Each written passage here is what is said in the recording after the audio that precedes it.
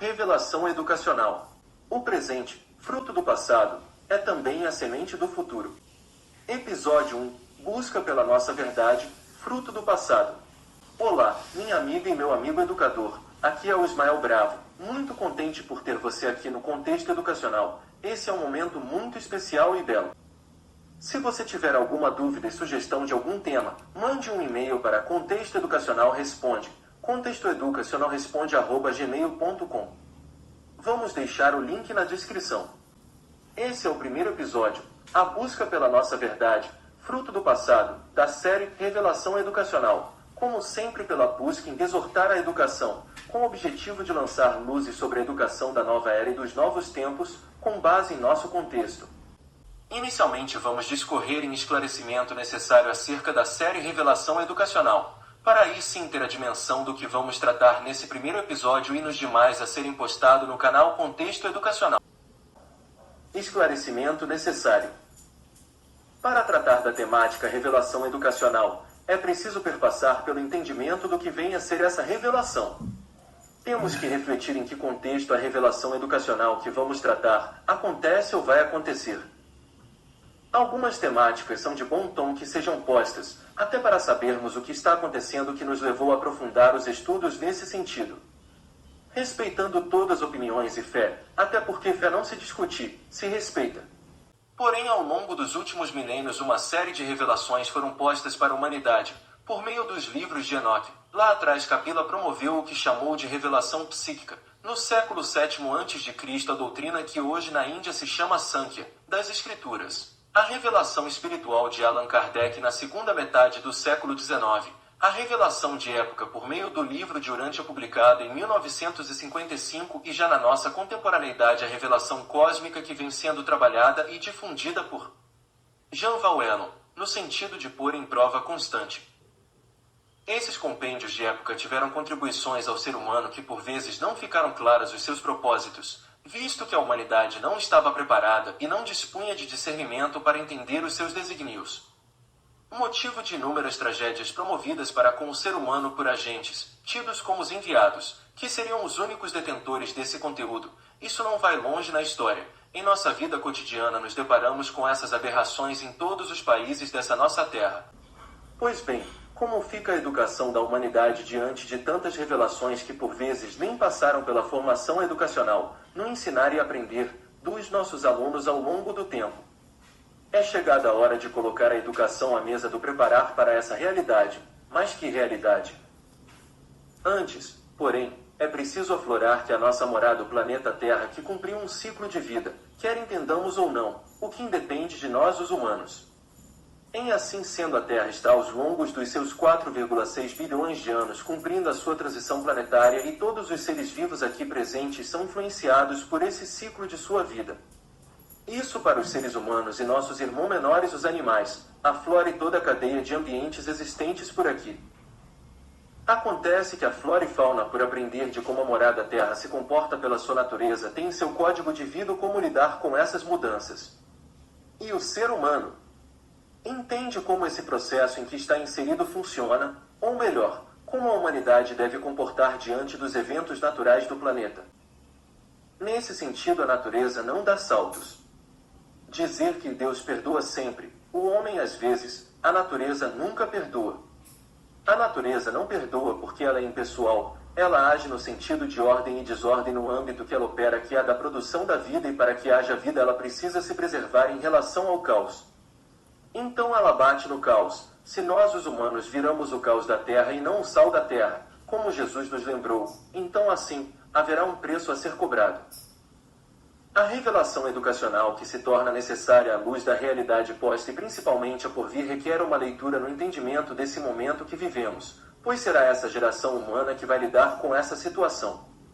Esse entender remete-nos ao perpassar por questões que a ciência ao longo dos últimos séculos tratou de aflorar a humanidade em suas conquistas nos seus diversos campos de atuação, o que nos leva a percorrer um caminho que deve estar ligado ao entendimento de nossa existência, até para que o setor educacional da sociedade humana se posicione no tempo e espaço, em mais esse aspecto do contexto educacional. Só para lembrar, postamos os links dos episódios nas redes sociais, como Facebook, Instagram, WhatsApp, LinkedIn, X. Você também pode ouvir no Spotify ou na sua plataforma mais usual. É só buscar pelo podcast Contexto Educacional. Queria pedir para inscrever-se para receber aviso de novas postagens, comentar, sugerir novos temas e compartilhar com quem julgue gostar do assunto. Pois assim, ajudará na divulgação educacional, e divulgar sobre educação é um ato de amor fraterno e altruísmo. Episódio 1. Busca pela nossa verdade, fruto do passado. No discorrer da revelação educacional, vamos nos pautar pelas inúmeras colocações de Jean Valjean em suas elucidações necessárias para a revelação cósmica, que ao longo desse discorrer vamos situando e indicando. Para quem quiser se aprofundar nas temáticas e procurar pelo seu trabalho, em milhares de palestras, centenas de livros e entrevistas que estão na internet. Como o foco é educacional, vamos nos ater ao que fundamenta as posições de sustentação na aplicação e promoção da revelação educacional. Para isso, o saber de onde viemos, quem somos e para onde vamos, torna-se fundamental para a educação ter fundamentos no seguir em frente com o ensino-aprendizagem. A origem. Então vejamos, não parece existir boas notícias em relação a como nós seres humanos surgimos, na própria percepção mais generosa das Escrituras. O fato de Adão e Eva terem pecado fez com que a religião tivesse que criar o sacramento do batismo para poder tornar aceitável a existência de seres humanos pecadores, filhos do pecado original de Adão e Eva. Como quem convenceu Adão e Eva a pecarem foi o demônio, disfarçado de serpente. Quem nasceu a partir daquele dia nasceu por obra dele, então somos todos filhos dele. É por isso que no batismo de cada ser humano, as religiões exigem que um padrinho esteja presente. Por quê? Porque quando pergunta à criança filha de quem nasceu, se ela abre mão dessa situação naquele dia do batismo. Como, obviamente, ela não pode falar, o pai e a mãe não podem falar por ela, porque a culpa dela ter nascido é do pai e da mãe. Por isso é que tem de ter um padrinho. É a metáfora da estupidez. Mas essa coisa funciona até hoje e nós seres humanos aceitamos que a nossa existência é um ato tão absurdo, tão pecaminoso que não deveríamos existir, mas que isso só existe por obra dessa situação. Mas que bom que as religiões nos batizam e tornam a vida aceitável. Então assim, essa é a melhor opção que nós temos através da religião. Para entender a vida humana, nós temos que partir que a vida humana surgiu de um artifício da maldade. Porém, o como nós surgimos nas escritas sumérias são mais generosas que das religiões contemporâneas, que diz ter a ver exatamente com o fato de que na época existiam seres de fora aqui na Terra. Mas estes seres de fora não criaram a espécie Homo sapiens. A espécie Homo sapiens já surgiu no meio dessa misteriosa evolução que acontece aqui na Terra, em que se consegue perceber que o gene da espécie de peixes que se transformou em réptil. Consegue perceber que aquela espécie de réptil evoluiu exatamente daquela espécie de peixe, mas não encontra os fósseis de transição, como também aquela espécie de réptil terminou produzindo aquela espécie de ave. Mas como também não encontra os fósseis de transição, como não encontra a transição entre o Homo erectus e o Homo sapiens. Mas se deduz por quê? Porque se o genoma é basicamente o mesmo. A criação do ser humano, ou mais precisamente, sua possível manipulação, introduz uma hipótese que não se alinha completamente nem com a teoria do criacionismo, nem com a teoria da evolução. Trata-se de considerar a possibilidade de uma intervenção externa, descrita em antigos relatos, que sugere uma inteligência extraterrestre moldando o desenvolvimento da humanidade. Até mesmo entre os pais da teoria evolutiva, há indícios que sustentam essa ideia. Segundo um deles, a evolução dos hominídeos pode ter sido direcionada em algum momento, como se houvesse uma inteligência guiando o processo com o propósito de criar uma espécie capaz de compreender e obedecer a comandos. Essa evolução guiada teria como objetivo final o surgimento de uma humanidade funcional e operacional. Curiosamente, antigos textos e recentes observações científicas convergem nessa direção. Essas narrativas sugerem que uma intervenção externa pode ter ocorrido através de engenharia genética, modificando não apenas os hominídeos, mas também animais e plantas. Tais alterações teriam sido feitas para atender às necessidades de uma nova classe de trabalhadores, capazes de sustentar uma civilização avançada.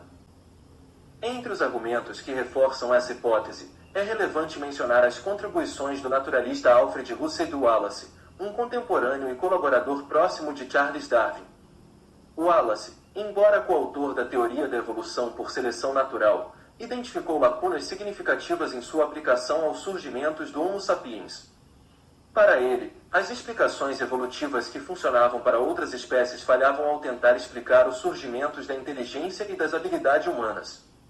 Assim, ele concluiu que a origem do Homo sapiens deveria ser investigada por outra perspectiva. Em 1871, Wallace apresentou suas ideias no livro Contribution to the Theory of Natural Selection, Contribuição para a Teoria da Seleção Natural, onde argumentou que a interpretação que se pode extrair dessa série de fenômenos é a de que uma inteligência superior influenciou o desenvolvimento humano em uma direção específica, com um propósito bem definido. Isso é análogo à maneira como os seres humanos conduzem a evolução de diversas espécies de plantas e animais, manipulando-as para atender às suas necessidades. Por exemplo, as leis naturais da evolução, isoladamente, talvez nunca tivessem originado culturas como o trigo ou o milho, que são perfeitamente adaptadas ao uso humano, ou frutas como a banana sem sementes e a fruta-pão, tampouco animais como a vaca leiteira ou os robustos cavalos de carga. No entanto, esses organismos modificados são tão semelhantes às produções naturais que poderíamos imaginar um observador, incapaz de reconhecer o papel humano nesse processo, rejeitando com veemência a ideia de que uma inteligência externa poderia ter dirigido o curso das mudanças biológicas. Essa teoria, como Wallace antecipa em suas palavras, seria recusada por muitos que concordam com outras partes de seu trabalho. Contudo, ele reforça que, se sabemos que os humanos têm o poder de intervir e guiar a evolução de plantas e animais, é plausível considerar que, no caso do desenvolvimento humano, uma inteligência superior poderia ter desempenhado um papel semelhante. Wallace aponta que, se não somos as formas de inteligência mais elevadas do universo, é perfeitamente possível que outra inteligência, muito mais avançada, tenha guiado o processo evolutivo que levou à humanidade. Isso poderia ter ocorrido através de métodos de vão além do nosso atual entendimento das leis de variação, multiplicação e sobrevivência. Apesar da resistência a essa ideia, Wallace apresenta uma visão que reflete uma postura científica genuína, a abertura à dúvida e a disposição para explorar possibilidades além das convenções. Isso contrasta a abordagem dogmática que muitos adotam, tratando o evolucionismo como uma espécie de religião que não tolera questionamentos. Ao enfatizar a ideia de que inteligências superiores no universo podem ter intervido no desenvolvimento de várias espécies, incluindo os seres humanos, Wallace apresenta numa perspectiva coerente com muitas narrativas antigas, inclusive as de origem nas Escrituras. Ele sugere que uma inteligência controladora orientou o funcionamento das leis naturais, não apenas permitindo, mas direcionando o processo de evolução em benefício de seus propósitos. Essa posição encontra um notável paralelo com os textos antigos, que relatam a criação do ser humano não como um ato de geração espontâneo, mas como um processo de manipulação deliberada. Com esse ponto de vista em mente, é possível revisitar as narrativas de criação encontradas nas Escrituras. A análise detalhada dessas passagens, quando examinadas sob uma perspectiva menos tradicional e mais alinhadas a textos antigos, revela uma narrativa surpreendente e rica em camadas. Não estamos apenas diante de histórias simbólicas ou alegorias espirituais, mas de descrições que podem conter ecos de eventos concretos, profundamente conectados à ideia de intervenção externa na evolução humana. Ao desvendar os significados mais literais e contextuais, encontramos evidências de que o Adão descrito nas Escrituras não foi uma criação mística, mas uma obra de engenharia, planejada e executada por criadores. Esses criadores não apenas moldaram o ser humano, mas também o adaptaram às suas necessidades, deixando sua própria marca, um traço material e genético, que ecoa na espécie humana até hoje. Então, assim, o que as escritas sumérias nos diz? Que os Anunnakis não criaram do zero nenhuma espécie. Eles fizeram o quê? Manipulação genética. Então, como bem colocado por Zecharia Sitchin, e esse é um grande X das grandes questões apresentadas nas suas traduções. Por quê? Porque os estudiosos anteriores não tinham ido até esse ponto de que os Anunnakis estavam aqui na Terra. Nós não sabemos disso, mas a maioria das raças de fora, quando vem para a Terra, não vem sozinhos, mandam alguém para eles. Eles primeiro mandam robôs ou seres clonados para esse fim. Com os Anunnakis foi diferente, porque o primeiro que veio para cá era um deles que foi expulso do seu planeta, então veio, mas para colonizar. Depois os Anunnakis trouxeram trabalhadores que já foram manipulados por eles no seu planeta. Aqui enviaram os Igigis para trabalharem. Estes rebelaram contra os Anunnakis, deixando-os loucos sem saber o que fazer. Foi quando perceberam que havia um macacoide bastante charmoso Homo sapiens que já estava aqui há mais de 190 mil anos, mas foi por volta de 50 mil anos atrás que eles chegaram à conclusão que mexendo e manipulando a genética daquele homem quase macaco, daquele hominoide, quem sabe se ele não despertaria inteligência para entender as ordens e assim a função de escravo trabalhador. Seria a primeira motivação que esses senhores da vida em manipulando a espécie Homo sapiens, terminaram despertando a nossa racionalidade. Qual é o detalhe? O Homo sapiens racional surgiu exatos 49 mil anos atrás, com o chamado gene FOX2. Ninguém sabe de onde veio, mas esse genótipo é responsável pelo símbolo mental, que depois se transformou em linguagem. Então, assim, a racionalidade pressupõe símbolos, palavras ainda que não se falem. Quando pensamos, não sei se já notaram, que usamos palavras silenciosas para pensar. Exemplo, preciso estudar. Quando pensa preciso estudar, só pensa porque diz para si mesmo em silêncio. Preciso estudar, para que essas duas palavrinhas, esses dois símbolos, surjam na sua mente só é possível devido ao FOX2. Qual o grande X dessa história? Quando se vê a ciência dizendo que há 13 mil anos atrás não existia o gene da gentileza, o genótipo GG. Existia o AG e o AA, só quem tem o genótipo GG são as pessoas gentis. As pessoas que não têm a atitude proativa da gentileza, não têm em seu genoma pessoal o genótipo GG, têm o AG e o AA. Há cerca de 3 mil anos atrás, ninguém tinha o GG, foi preciso que um ser humano, de forma estranha ao comportamento habitual dos homens da época, fazer alguma coisa gentil e na hora que fez provocou uma mutação no seu bem.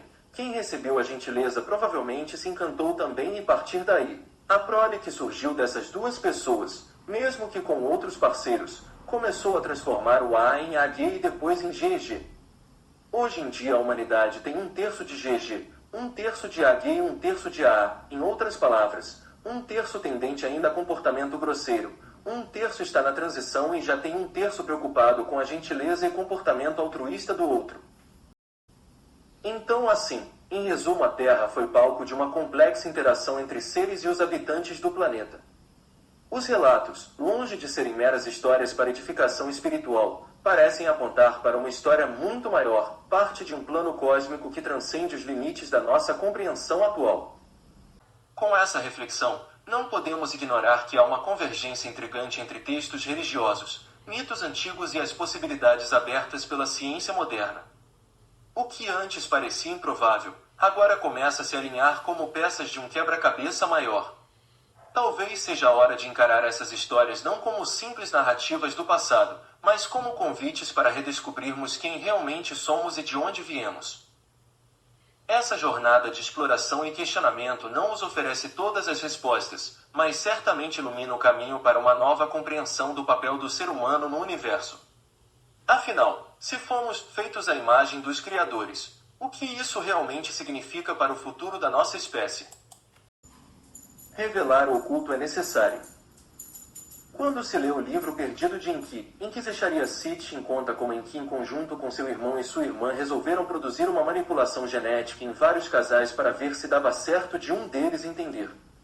Ora, se eles passaram a entender as ordens, isso significa dizer que a racionalidade surgiu ali. Então o Adão e Eva bíblico da metáfora, que não é tão metáfora assim. O fato de que comeu a maçã de ter seus olhos abertos, isso é uma descrição formidável de um processo de racionalidade que surgiu. E qual o aspecto fantástico disso? O que Zacharia Sitchin descreve no livro Perdido de Enki, sem dizer quando foi, mas diz aproximadamente, mas a ciência termina descobrindo que o FOX2 surgiu exatamente nessa época. Do jeito que o genótipo GG que responde pela gentileza só está presente em 1/3 da humanidade, Ludwig Marcuse dizia, crer é um conforto, pensar é um esforço, então fica assim, a genética da gente é tendente à zona de conforto. Não à exposição ou ao desconforto de ter que pensar e ter que mudar suas opiniões e ter que ampliar seus horizontes. Ou seja, quando está em dúvida, está inquieto, está fora da zona de conforto, quando acredita ou pensa que sabe a verdade, aquilo lhe dá um consolo, aquilo lhe cria um refúgio no seu psiquismo. Então, infelizmente, segundo a espiritualidade, nós somos pouco voltados para o aspecto que Friedrich Wilhelm Nietzsche apontava como sendo dionisíaco de pagar o preço para tomar a pílula vermelha, mas para descobrir decentemente a verdade. Infelizmente, a espécie Homo sapiens toma da pílula azul, que prefere acreditar no que as religiões criaram com a melhor das intenções. Tudo para explicar um pouco ou romancear um pouco essa vida estranha que a gente leva. Então, infelizmente, mesmo com todos esses fatos, a verdade não mais se impõe. Nós estamos esperando que alguém nos diga o que é verdade e o que não é verdade. Mas poucos seres humanos vão buscar a verdade movidos pelo seu próprio intelecto, pela sua própria curiosidade, enfim, pela sua própria responsabilidade existencial. Infelizmente, somos poucos. Muito do que está oculto não tem mais função hoje em dia, diante das nossas atuais percepções. Porém, tudo o que está oculto deverá ser revelado aos poucos para que nós tenhamos apenas uma ideia de como essas coisas eram tidas e como elas hoje são passíveis de serem resolvidas de outra forma. O que a humanidade está escrevendo não serve só para ela. Serve principalmente para atores invisíveis que nós não vemos, mas que se utilizam da experiência biológica que nós chamamos de humanidade para que esta descubra para eles o que eles não tiveram olhos para ver, o que eles não tiveram condição de descobrir por si mesmos, o que eles não podem mais hoje fabricar soluções para os problemas que eles criaram. Então essa humanidade e outras do universo biológico atendem essa função de terem sido criadas, ainda que disso não saibam, mas com mistério bem colocado, para servir, só que agora não mais de forma escrava ou ignorante. Mas a nossa razão filosófica, que tem em nosso senso crítico, tendo que nos ajudar a que nós suportemos perceber a verdade e não nós apartemos da nossa condição filosófica de sermos seres com valores altruístas que nos estimule a dar. Nesse sentido, sim, o que está oculto se revela, mas a função do que estava oculto não tem já muita importância diante dos fatos que começaram a ser substituídos no cotidiano apressado da gente. Então o que está lá atrás vai interessar muito aos estudiosos, mas não vai ser popularizado porque põe por terra tudo que é religião, tudo que é crença fanática fora da razoabilidade, fora do princípio mental adulto. Pois bem, nós de 40, 50, 60, 70, 80 anos, somos a geração mais antiga da Terra. Hoje sairemos e entra uma mais nova. Então, na medida que esse jogo for sendo feito, como Allan Kardec apontou lá no século XIX, no livro A Gênese, enganam-se aqueles que pensam que as coisas vão mudar, assim rápido, vai ser tudo muito lento e gradual. À medida que as gerações forem substituindo umas às outras, a humanidade vai se melhorando, se tornando mais adulta. Como se aplica ao conteúdo dos livros de Enoque, que foram muito importantes em sua época. Hoje continuam importantes ainda porque nos mostra o fio, o elo melhor dizendo, que nos liga a esse contexto, pois pontuou todos os acontecimentos até hoje. Nesse sentido, a função do que estava oculto, hoje em dia não se aplica com tanta eficácia.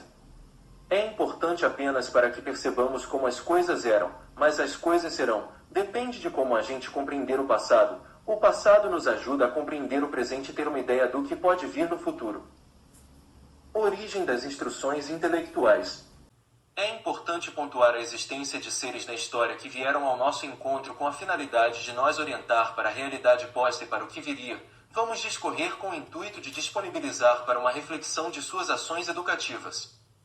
Esses personagens com suas sabedorias contribuíram e deixaram a fundamentação e a orientação para a sociedade da época e atual, à medida que continuam atuando. Porém, o nosso intento aqui é aguçá-lo para a evolução apontada nos tópicos anteriores, onde tivemos a contribuição e o ensinamento de seres celestiais. Então vejamos, ao longo dos milênios é relatado nas escrituras e nos achados gnósticos, a existência de uma ordem celestial, conhecida como os Melquisedeques, cuja habilidades são reconhecidas como instrutores intelectuais. Por se tratar de instrutores intelectuais, portanto, educacionais, devemos nos apropriar do que fizeram e do que estão fazendo no presente e o que trazem de luz para o futuro, arregimentado às nossas possibilidades reflexivas. Todo nosso discorrer são informações vindas da divindade por meio dos sacerdotes, magos e sábios das diversas tradições humanas e de suas mitologias, que referenciam a presença de seres divinos na humanidade operando escolas de aperfeiçoamento intelectual. Os Melquisedeques como instrutores foram criados com a capacidade de se envolver em atividades de ensino e supervisão, representam a sabedoria prática e dirigente, atributos que fazem deles os resolvedores de problemas do universo local. A criação dos Melquisedeques foi planejada para atender às necessidades educacionais de um universo em expansão com uma combinação de inteligência superior, compaixão e capacidade de adaptação. Eles têm um papel fundamental no auxílio ao progresso dos sistemas e planetas, colaborando com a divindade superior e local. Desde o início da humanidade, existem relatos que apontam para a existência dos Melquisedeques, em especial Maquiventa Melquisedeque, o rei sacerdote de Salém. Mesmo sendo citado poucas vezes, sua influência ultrapassa os milênios. A questão que fica é: quem era esse Melquisedeque? Seria ele alguém imortal vivendo desde os tempos antigos ou sua natureza é ainda mais misteriosa? Teria ele vivido mais tempo que qualquer um patriarca, inclusive Matusalém, que viveu por volta de 969 anos? Seu nome significa Rei da Justiça, carrega consigo uma simbologia profunda. Seu título já sugere algo extraordinário: justiça e realeza em uma única figura. Ele não segue os padrões normais de reis e sacerdotes. Não há registro de sua linhagem, nem de seu começo ou fim. Como é nós revelado nas Escrituras em Hebreus 7:3, ele é descrito sem pai, sem mãe, sem genealogia, não tendo princípios de dias nem fim de vida, mas sendo feito semelhante ao Filho de Deus, permanecendo sacerdote para sempre. Sua jornada mais conhecida começa milênios antes do nascimento de Jesus, quando Melquisedeque aparece pela primeira vez nas Escrituras, logo após uma batalha de proporções épicas, no cenário em que o patriarca Abraão entra em cena numa campanha para resgate de seu sobrinho Ló. Após o sucesso na guerra, eis que surge de forma quase abrupta, como descrito em Gênesis 14:18, em que Melquisedeque, rei de Salém, trouxe pão e vinho, era sacerdote divino do Deus Altíssimo. O plano divino transcende o tempo e as tradições humanas. Melquisedeque é um reflexo precoce dessa obra redentora que só seria plenamente revelada séculos depois.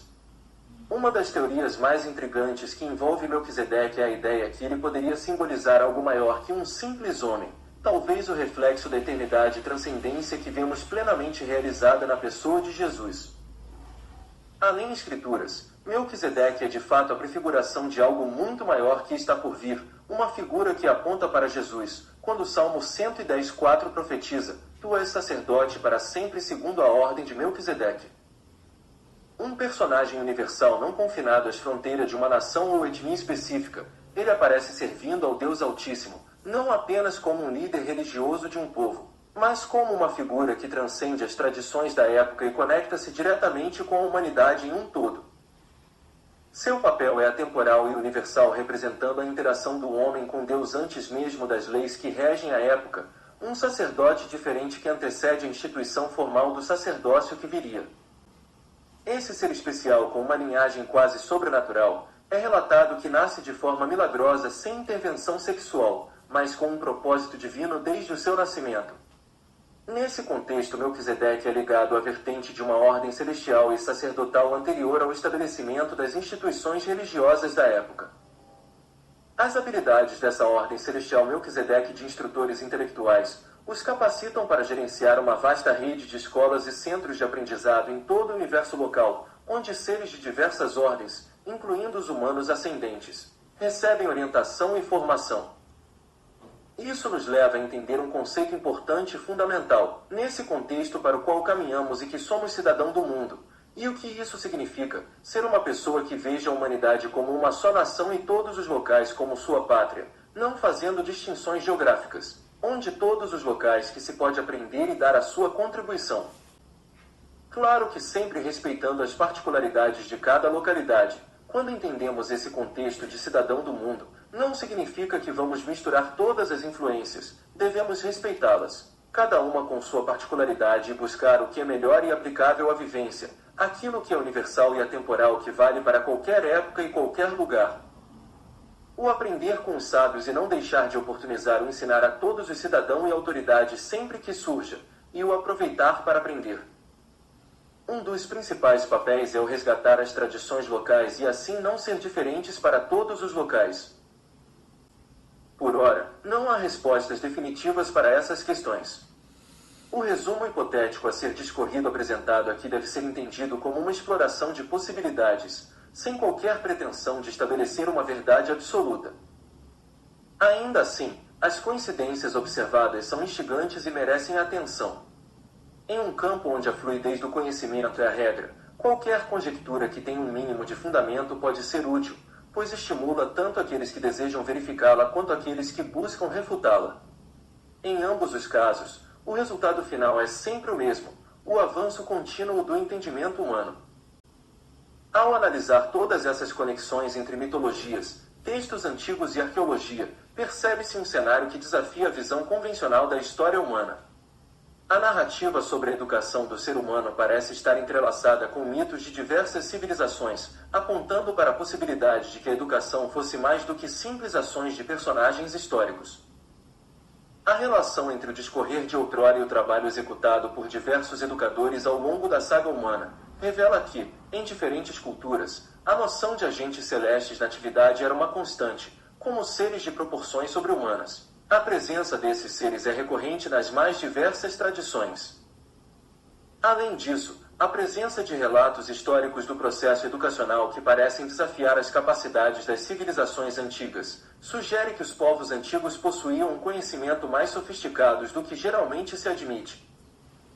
Seja qual for a verdade por trás dessas histórias, o fato de que essas ações educacionais continuam a gerar questionamentos e investigações demonstra o impacto duradouro dos relatos sobre os momentos de atuação na educação por agentes celestes e sua possível conexão com algo além da compreensão somente de ordem terrena. Em um universo onde o passado continua repleto de mistérios, a busca por respostas se torna tão fascinante quanto os próprios enigmas que tentamos decifrar e sustentar, as ocorrências do presente e semear o futuro. Lembrando que ao final da série vamos disponibilizar o link de acesso em PDF do conteúdo grafado da Revelação Educacional, somente ao amigo que inscrever-se no canal Contexto Educacional. Então, confere aí se inscreveu no canal Contexto Educacional, pois também é um modo de mostrar à plataforma que os conteúdos o interessam e receber aviso de novas postagens. Agradeço por ter ficado até o final do episódio. Amor fraterno e altruísmo. Que assim seja e assim se faça.